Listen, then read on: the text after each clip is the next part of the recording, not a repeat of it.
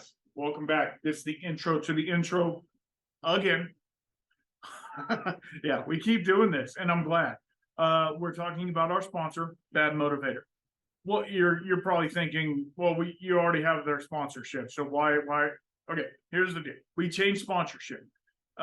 Chris and I were talking, and we decided instead of using the promo code, we're going to have an affiliate link. And so what you do is you go to the affiliate link at the bottom in the description of this podcast or my YouTube, or I'm going to try and put it on my Instagram as well. Facebook is kind of iffy. I'll put it in the Facebook, but anyway, long story. It'll be an affiliate link.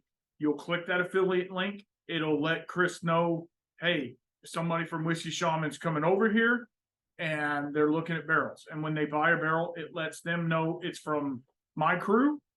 I call you my crew or what. I need to come up with a name for you guys. If you have any names, let me know in the comments.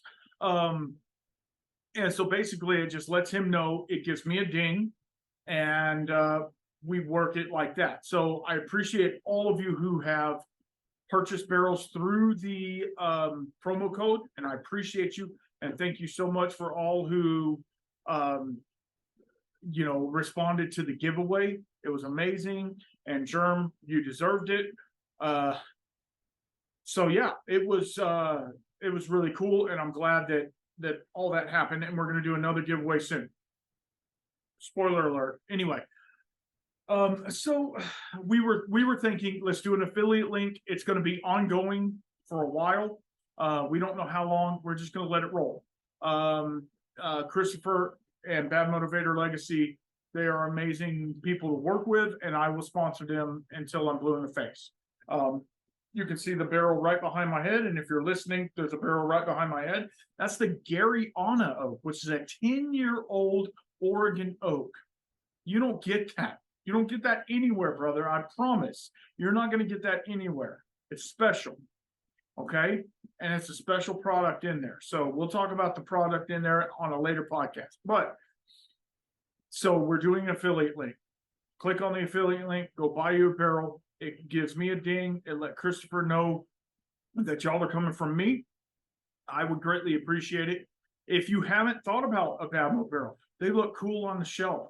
I don't care if you're into making whiskey, whatever you want to do. That doesn't matter. They look cool on the shelf. They're cool as hell. You can put anything you want in it. You can put beer, wine, anything in it and age it.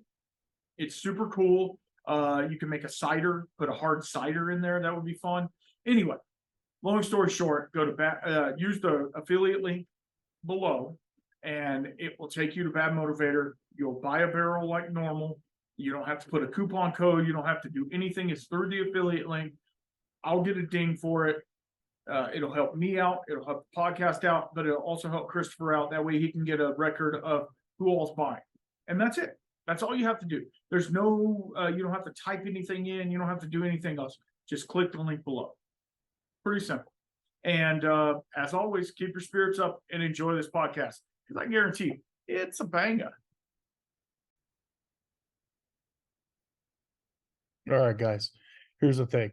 I'm sitting here editing the CNC Malt one, and it's pretty choppy. And I'm trying to edit it out, and it's just making it kind of worse.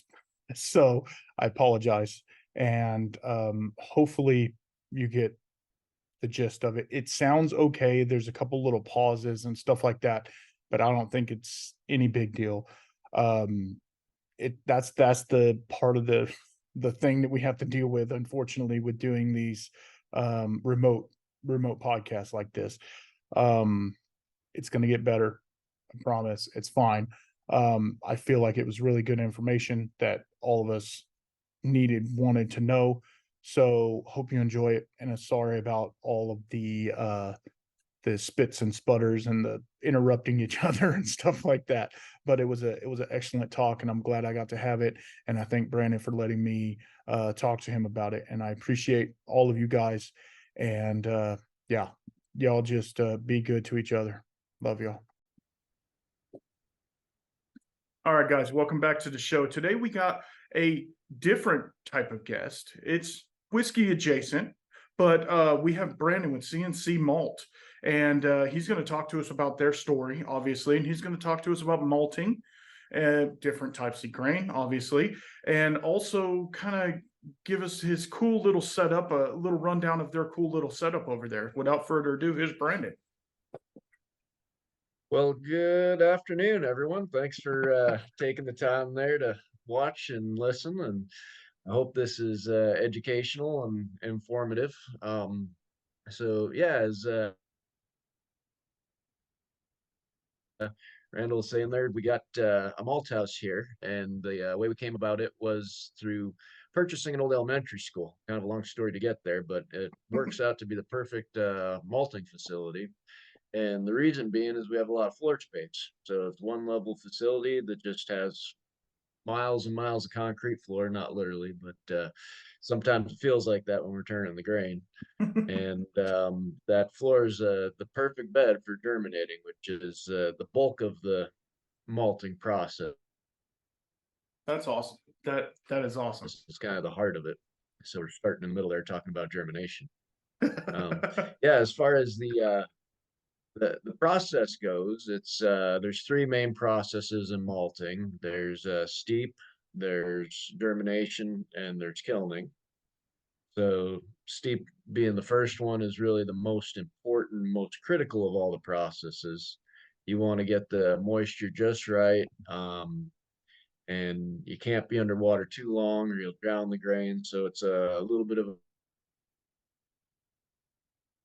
a process to kind of tweak it and play with it and find out what's just right. And you know when it comes out, if the grain's all chitted, which means it starts to sprout, you have good chit, then you're off to a good start. So that's where we start.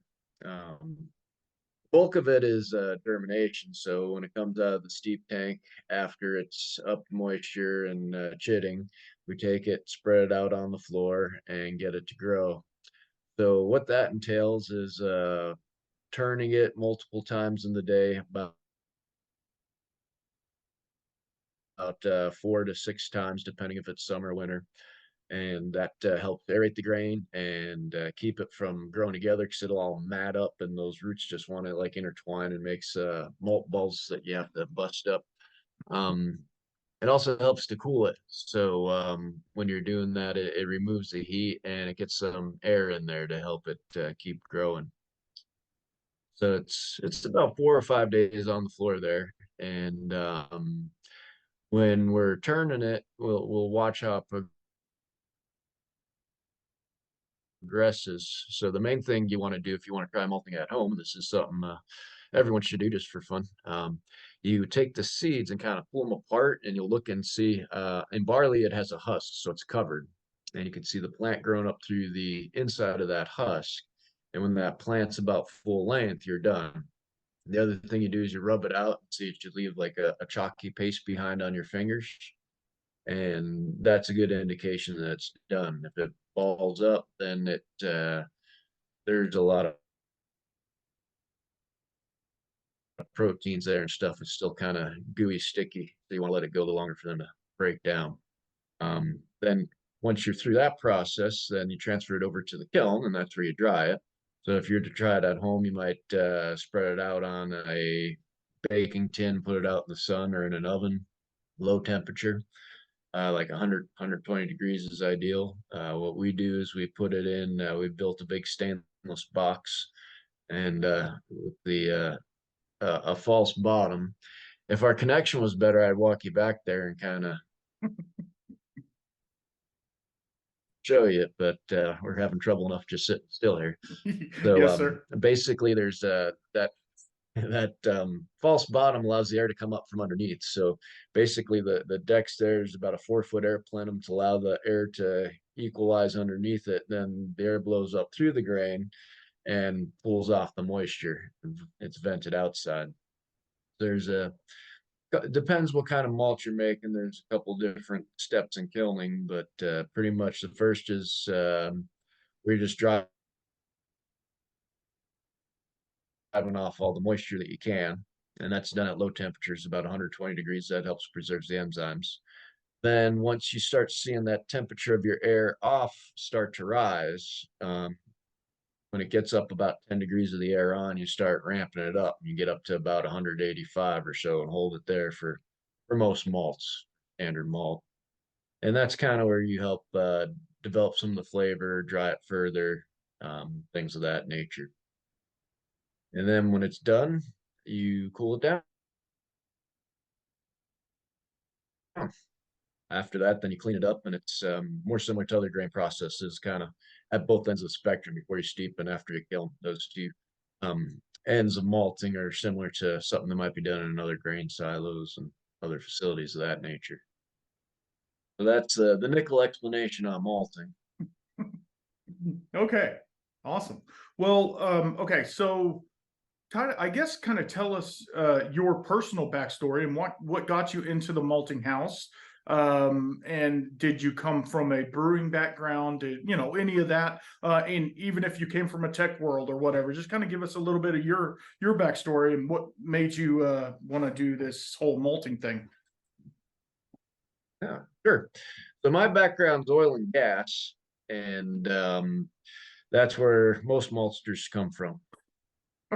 Okay. I'm just joking on that. But so I had a job where I was working a lot, never at home, didn't know what the kids looked like. And basically, it was a take it or leave it offer to move out to Colorado. And I decided to leave that job behind. And it was really nice because it went from a very intense job to just watching kids, but it's also frustrating too because you can't fire your kids when they don't listen to you. They just run around and do what they do. So it was kind of a unique situation where I had time and money, and I needed to do something. After a while, I just figured I need to either go back to work or do something for myself, and I wanted to do something for myself. So I had considered starting a brewery. That's what led me down this path to malting. We had a good bit of equipment sitting in our garage, and so I figured there's really not much risk here. It's something I always wanted to do. Now's probably the time. It just seemed there was already 8 breweries in the Pittsburgh area, and that seemed like too many.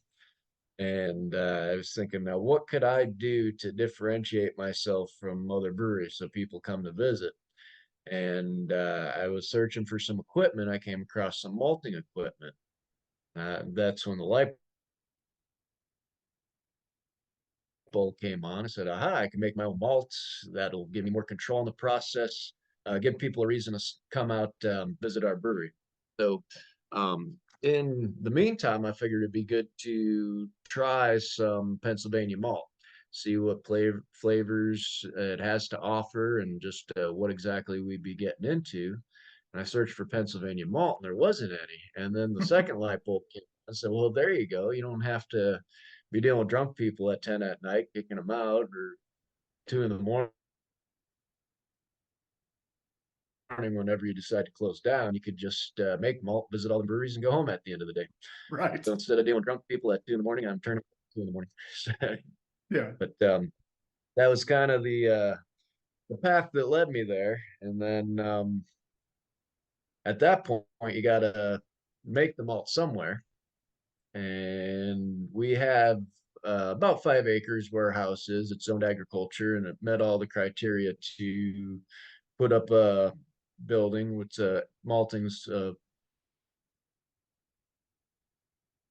considered an agribusiness. So you're not quite farming, but you kind of are because you're growing stuff, but you're really more manufacturing. So it's a gray area. So being that it's a gray area, it led into some difficulties dealing with zoning boards and all the different entities involved in my local township. In the meantime, this elementary school came up for sale, and out here there's no zoning, no it's a very welcoming community, so it just worked out perfect to move out into this old elementary school, which it's not when you say elementary school, people have different visions, whether it's a one room schoolhouse with the wooden siding, or what we have is one of those brick buildings built in the 50s, about 30,000 square foot total, 1 level, out in the country, so well and septic. Works quite well for what we're doing. Awesome. Awesome. So I guess my next question is,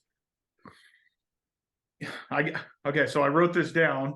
Uh, can you malt any grain as long as it's a grain? Could you say that one more time? No, no, it's all Can right. you? Can you malt any grain? Yeah, we could malt pretty much any grain, people or seed. People have malted hemp seeds. They've malted pretty much so long as you get it to germinate, it would malt. So I suppose you could try apple seeds. They probably wouldn't be good. So Yeah, um, we malt various grains. So we do malt corn and some uh, obviously traditional grains like barley, wheat, and rye, and they all have their different challenges. Oats is a grain that we malt often, spelts, things of that nature. When you get into some off the wall kind of grains, they might be a little more challenging because you want everything to be pretty uniform. So even outside of barley, it's a bit of trial and error to see what varieties of rye or wheat or corn for that matter malt well. So it's barley's been bred over the years to be very uniform so that you have 70 to 100% of all your grain is chitted at coming out of steep. Day one, two, three, they're very uniform in growth. With corn, you might have 20% to 50% chitted out of steep, and then when you're going to kiln, some of it's a little more than full length there. And the corn, you get one root that comes down, and that'll be about 3 times the length of the corn kernel. So you might have one that's fully grown like that, and then you'll have others that are just starting to chit. So it's more challenging as you get away from the grains that have really been the focus of malting. got it. Got it. That makes a lot of sense because, like, most people, like with malted corn, especially where people are just now getting into malting corn and doing stuff like that. So you have more of a learning curve, whereas they've been malting barley for a long time, and you kind of know the basis of the barley. So that kind of leads me into my second question. What is the strangest thing that you have malted? Oh, we did sorghum for this African beer, and that was unusual. The very first thing we tried to malt was einkorn, and that was probably one we've only lost maybe 2 or 3 batches total, all on the pilot scale. That was one that we lost, and it was not the right place to start, but live and learn. So the problem with the einkorn was the kernels were just so small and sticky that they kind of made it was very difficult to aerate the grain. So it kind of cooked itself. So the one grain that we malt regularly that's a very challenging grain to malt is rye, and it's challenging in regards to its stickiness. So it sticks to your shoes. It's you have to watch you don't clog up your kiln grates. You have to get in and rake out the kiln during the kilning process to get it drying evenly. So it's a challenging grain to malt, and that's almost what we do the most of. So Of Bellevue. course. Of course, right? The hardest one is going to be the one that you do the most of. Okay, so Actually, you know what? Thinking back on it, the I guess the most challenging one was spelts. Spelts with the hole on, and the problem is they float out of the steep tank. You have to put a burlap sack over them and cinder blocks to get them to sink down so they don't float. So we learned our lesson on that one, and we malt de-hold spells now, which took some time to find. Anything's doable, just takes a little bit of trial and error. Absolutely, absolutely. So let's get a little nerdy and tell me or us, like when you're malting the grain and it's on the drying floor and it's getting its little things. Let's go into, when do you know it's ready to be taken off and thrown in the dryer? So And that's the part. go ahead.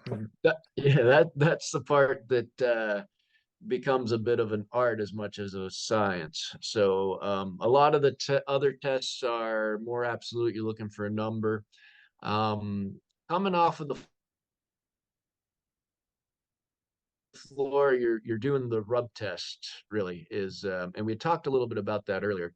So if we talk about barley in particular, because that's the traditional malted grain, it has there's a I usually have some, at least in my pocket or shoes, I could pull out to show you, but there's kernel, and then out of the bottom the roots are growing, and then out of the top is where the plant would grow.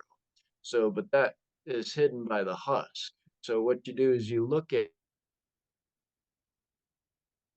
it, and there'll be a crease in the barley seed, and the opposite end of that is where the plant grows. So you kind of find the crease, roll it over, and then get your fingernails and pull it apart, and you look to see how that agrospire is doing. So if you were to do a more formal test and track for QC purposes in your lab, if you had a dedicated lab guy, you might do this. You would take a representative sample of barley corns across the floor and take those into the labs, slice them open, and rank what percentage of them are at what length. So you're looking for them to be mostly in the 3/4 to full length of the kernel. So that would be the one approach. The approach that's very typical that almost all maltsters use is the rub test. So you just peel back that husk, you'll get that white endosperm, and then just in between your thumb and your finger, you rub that barley out of its husk and then see how it rubs out. And then you'll end up with a white thumb, where I'm coming back from Thanksgiving, so I have no white thumb today. But basically, you'll rub the grains in a few places throughout the floor and see how uniform it is. If they all rub out, then it's good to go. And then if they don't, then you try and give it more time. Might need heat. It needs some moisture, so you kind of baby it along till it gets there. Got it. Got it. So I guess this is kind of a specialty question, but when you do your malting, do you also do like the caramelization, like a crystal malt or something like that, or hybridize any malts, or are you specifically a malting house and not a breeding house? No, so we made crystal oats and crystal rye and honey malts and all kinds of different stuff, and roasted malts. And so there's a couple of different groups of malts. So when you talk about a crystal malt, uh, what you're basically doing is taking either a green malt that hasn't been kilned or a finished malt and rehydrating it to about 40%, and then putting that in a roaster. And so what you're doing in the roaster, you're going to bring it up to 150 and hold it for about an hour. And in the roaster, that high moisture allows the enzymes to be active in the grain and convert the starches to sugars. So essentially, you're mashing in the grain. And then after that mash is complete, then you'll raise up your temperature in the roaster and kick on some fans to blow off the moisture that's there. And depending on what temperatures you get to and how long you stay there, you'll get different caramelization taking place. So crystal malts, caramel malts are the same family. And that's kind of the broad overview of it. And everyone has their little tweaks to how they make their malts, whether it's their starting point or the way in which they heat their kiln, the ramp they take up to get different their particular different crystals. So that's the crystallization portion of it, caramelization, and we do that on a smaller scale. So but honey malts are quite fun. They're actually my favorite to make, and that's a different animal in itself. So what we do is we take green malt that would go to the kiln, and it needs to have slightly higher moisture, about better than 40%. And you'll put it into a Kraft box, is what the Germans call it, I believe. Basically, they're very particular about their dimensions, but we have these stainless boxes that maybe I shouldn't give out my dimensions because I think ours is pretty good. But they're about 3 feet by 2 feet by 2 feet or so. So we fill those up with the green malt, and then we cover them in saran wrap.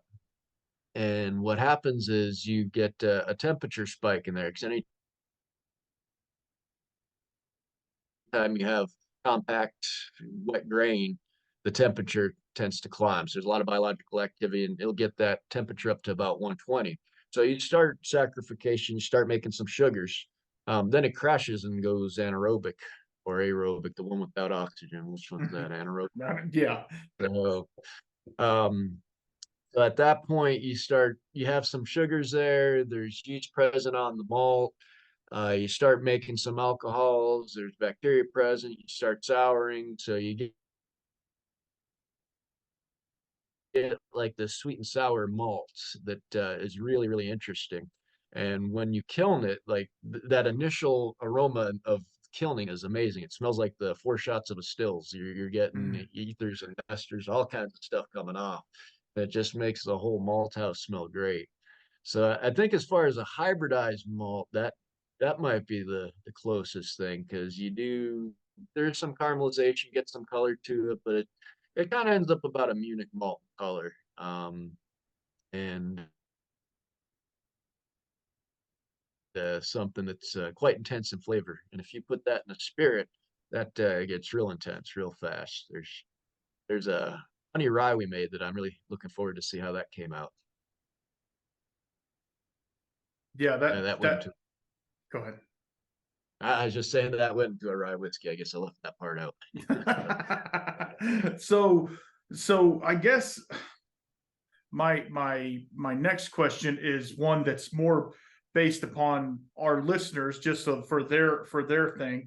Since you're into malting and into grains and stuff like that, what is your favorite whiskey out there? Kind of give us a little background on that. Well, that's a good question, and there's a lot that I haven't tried. So I was looking at some of the bottles behind you.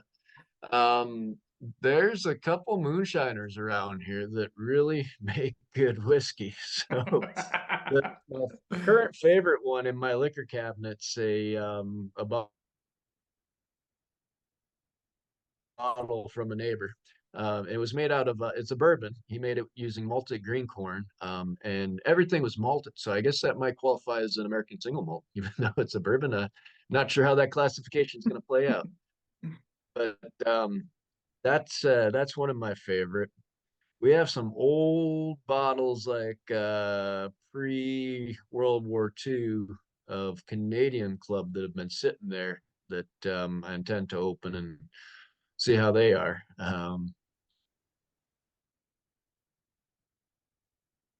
But yeah, there's some good bourbons and ryes around.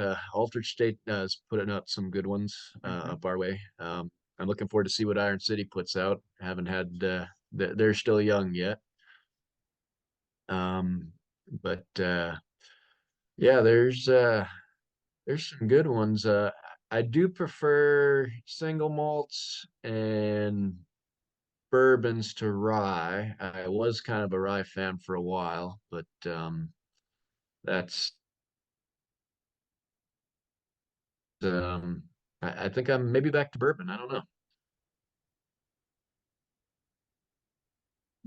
That's really hard. Once you find you find your niche in whiskey, you kind of don't want to delineate from that. You're just like, man, I really like single malt. I really like American single malt, whatever, and you don't want to really go off the path. But then you're like, man, that was a really good bourbon that guy had too. So you kind of get thrown out there. So yeah, I totally understand. I totally understand.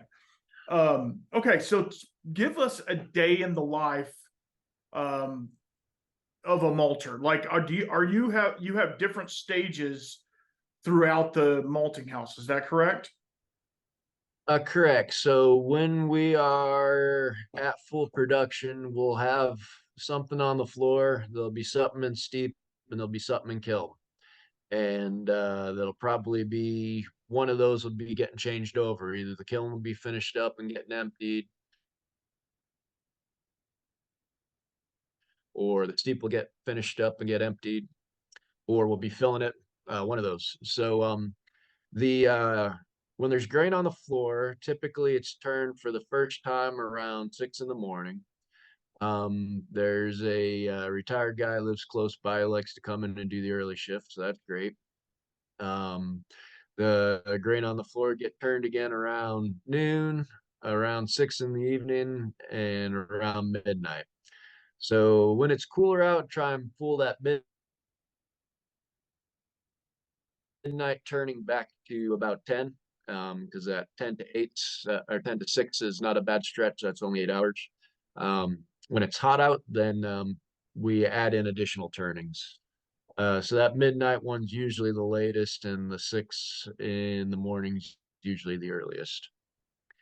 So that's germination, and that's the one. It doesn't take long to turn the grain. It's about 15 minutes, but it's 15 to 20 minutes 4 times a day. And Right. if you have, yeah, if there's 2 batches going, then you have a half hour to 40 minutes 4 times a day. So that's usually something that always kind of happens while other things happen. So if there's a batch, like this morning we loaded the kiln, we're just getting going, or not the kiln, excuse me, the steep tank. We're just getting going again, steeping. So that was loaded about 8:30. We'll unload that about 4:30, 5 o'clock, somewhere in there, and it'll go back underwater around 5, 6 o'clock in the morning to 8 o'clock in the morning, depending on the day. So when you get into weekends, that kind of shifts things around a little. It should still happen at certain times, but it doesn't always, just depending on how the weekend goes. So once the steep's back underwater, so steep's kind of critical. So you always kind of start by checking on that, make sure that there's a couple things that could happen. We overflow our steep while it's under, and that helps all the straw and stuff like that get washed away. If the place that the water's going to gets clogged, then the steep tank overflows and water spills on the ground, and you have a big mess. So you always start by making sure you don't have a big mess. And sometimes you do, most of the time you don't. Um, the If our kiln's going, our kiln runs on wood pellets, and if the wood pellets get too low, the fire burns back towards the hopper and smoke fills the building, and the fire alarms go off and the fire department comes. So after you check the steep tank, then you go and check and make sure there's pellets in the wood stove and fill them up. Then kind of check the temperatures on the kiln, see where it's at, make sure it's doing what it's doing. Then we go up and we climb into the kiln, scan it with an IR gun, make sure the temperatures are level throughout the kiln bed. If they're not, you have to rake from the cool spots to the warm spots to kind of level out that kiln and keep the airflow even. And then that's what you do when everything's humming. If we're loading the kiln, then that would be we would be shoveling grain off the floor into a cart and taking that cart over to a conveyor belt and putting it into the kiln and spreading it around. So that's the most labor intensive job that we do, is loading the kiln. And then if we're unloading the kiln, then we set up a debearder machine to knock the roots off, and we'll shovel the grain, the malt into the debearder and take it away to be cleaned. So that's on a typical day, we'd be doing any one of those processes, as well as trying to clean grain too. Once you have the malt, then you need to remove the rootlets. So what we do is run it back out through our grain cleaner. It's a series of screens that allow the roots to fall through, and it retains the malt, and then some fans that blow the dust and stuff away. And then we do that outside. So it's augered outside, then augered back inside and bagged.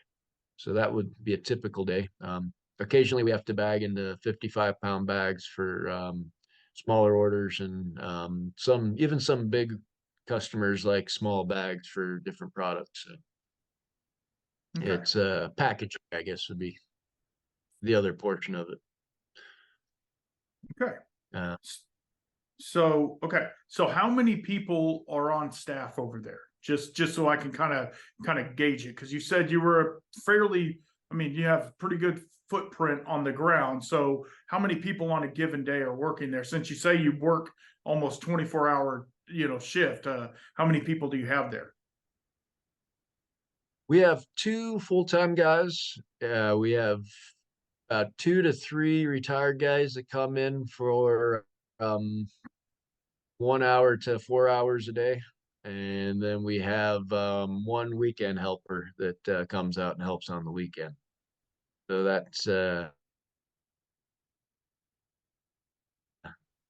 our team there, and a bunch of good guys. So we're very, very blessed in that regard.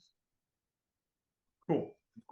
So I'm guessing the malt that you make is pre-ordered, or are you making bulk grain for like brew houses and stuff like that? Are you making it for a specific distillery or brewery or something like that? So this time last year, we would have been making malt just on the speculation that we will eventually sell this malt. This year, right now, we're making malt that's already has a home for the most part. So we're making, in December, we just laid out our December, which is kind of when you're doing a business where there's a week to start up and a week to shut down. If you have a holiday in November and Christmas in December there, it's by the time you start up, you're shutting down Yeah. almost. But I think we'll still crank out about 4 to 5 batches in December. And for the most part, they're all ordered. If we get that 5th one, that would be one to try and get ahead. So right now we're probably, if someone called in something, we'd say that we'd get to it in January, most likely to make it, and it requires about a weekend process and about a 2-week rest. So if someone called in an order, they would be looking at the earliest, maybe late January to early February to receive and use that grain. And if you go ahead. If you had to pick, I'm guessing barley would be your number one seller. Is that correct? Well, Besides the rye. I think rye is our number one seller now. We've really gone from being brewery based to distillery based. Most all of our production goes to distilleries, and then I guess that's why mostly rye. Barley, I really hope single malt takes off, because barley is just so much nicer to work with. It malts better. And so I think a lot of times when people think single malt, you think of the Islays and the Highland Scotches that are very peated, very heavily smoky, and having a non smoky single malt's a very nice thing as well. Very delicate, very very flavorful in my opinion. So Mhm. I hope that takes off. And if people want it smoky, I guess we could do smoky on a large scale. It's just one of those things. If you go that road, that's the road you're on. And it's pretty hard to get off that road because smoke's a very strong flavor that carries through to everything. Yeah, okay. That was gonna be my next question for you. Being that you're malting the grain, the best part to get that smoke influence, either peat or wood smoke or whatever you want, is in the kilning process. So do you do any of that? Have you done any of that? And like you said, it's a very bold flavor. Does it gum up everything in your kiln to where you have to go through and like, you know, rake it all out and sanitize it or whatever so you can do your next batch? Is it that evasive? So yes, is a short answer. Yeah. So we learned the hard way. I was warned early on not to smoke in my kiln if I intend to do other stuff besides smoke malt. And so I heeded that advice and I smoked my malt outside. I smoked my malt outside on a nice day with the doors open, and some smoke came inside and tainted a batch of Pilsner malt. So we ended up with about, I think that was 7 barrels of a Kolsch that was slightly smoky. It was a very interesting beer. I liked it a lot. That's what we drank for a while. So it every about third sip, you would get a slight smoky flavor. So it was a great beer. The brewer didn't want to put it on because he said there's no way we'll be able to replicate this, and I think he's right. But anyway, we traded him the malt for some beer and drank that for a while. So when we smoke, we close the doors, but smoking is done outside and separate from everything else. The way we do it, and this goes to not wanting to taint anything, is we'll take finished malt that's already been cleaned, soak that in water because the malt needs moisture to pick up the smoke flavor compounds. So we soak finished malt in water to get it rehydrated, put it in the smoker, and then smoke it overnight. We might dry it down if someone wants a light smoke. We'll dry it down in the kiln. We do this all on a pilot scale, so about 200 pounds a batch. Our production scale is about 10,000 pounds a batch. So That's a lot. That's a there's lot really of not a grain. huge demand for smoked malts yet. Yeah, so we haven't tried smoking at any scale yet. There hasn't been a request yet. Um, that being said, we did build our kiln with our large kiln with the floor drain underneath it so that if we were to do something crazy like smoke 10,000 pounds of malt, we could wash it all down and scrub it down afterwards. So it would be, we wouldn't do that on speculation. That would be something that would be made to order. Okay. Okay, I was just wondering because I've heard in my general area there's a distillery called Andalusia whiskey, and they smoke their own malt, and so they'll take it and they have a smokehouse, and they basically made it. They have a smoke box to the side, and they have a peated single malt and a like a wood smoked one that they smoke with mesquite and oak and applewood. So it gives a really nice flavor, but for some people it can be a little off-putting, which I understand. And you don't want to taint a batch of beer or something like that if you're making it for a specific client. So I totally get it. And I'm sure those kilns are not cheap to where you would necessitate having a smoke kiln and a regular kiln. So I would think that would be a little expensive. And you said you make 10,000 pounds of grain at one time, malts at one time. Is that correct? That's correct. Ooh, that's a lot of grain. That's a lot of grain to go through. So my next question, and then we can wrap it up if we need It to. sounds But like a lot, but in the grand scheme of things, I'm sorry, I stepped on you there. no, I was no, no, saying it's fine. 10,000 sounds like a lot, but in the grand scheme of things, we're about as small as you get. That's put things in perspective. A big malt house might make 600 tons a batch and 2-3 batches a day. So God. that's a Okay. large scale. Yeah, that is a large scale. That is a large scale. So I'm trying to think of my question now. I'm sorry. It'll come to me. Give me a second.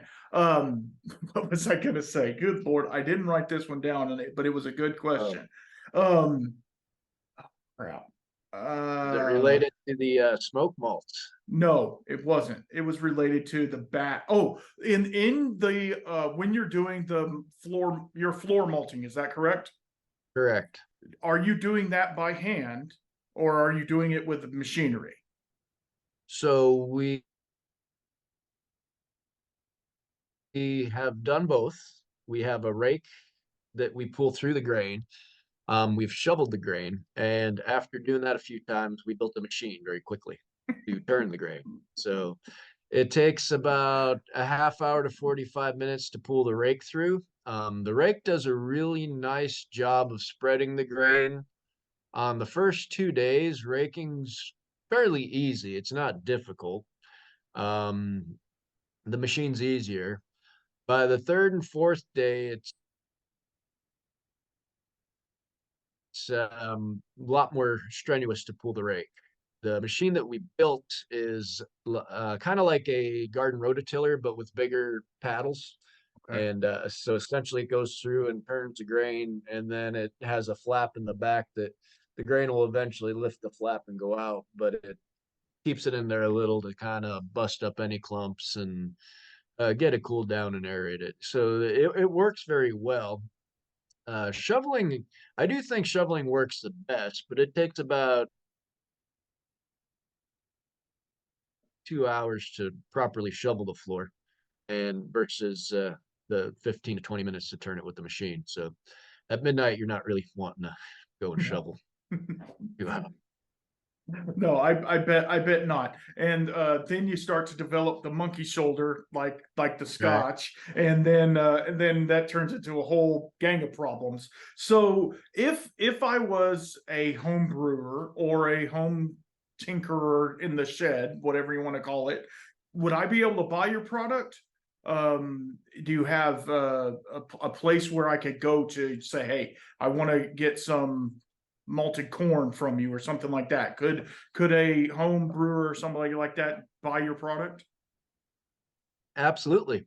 So we sell online on our website, cncmalt.com, Charlie November Charlie. So I get a lot of people trying to sell me machine parts, but that stands for custom and craft malt.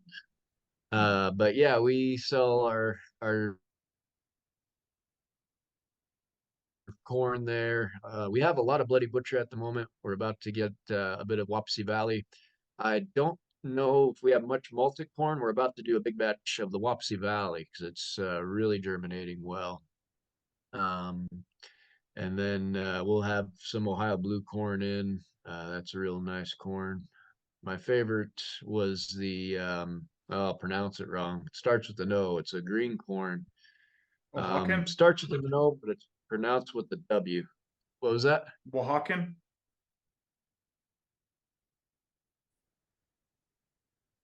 Yes, I think so. You're breaking up as you're saying it, but Of course. I believe that's correct. So that made that best whiskey that I was talking about, my favorite bourbon that's down there. Just malted nicely. It's a beautiful corn.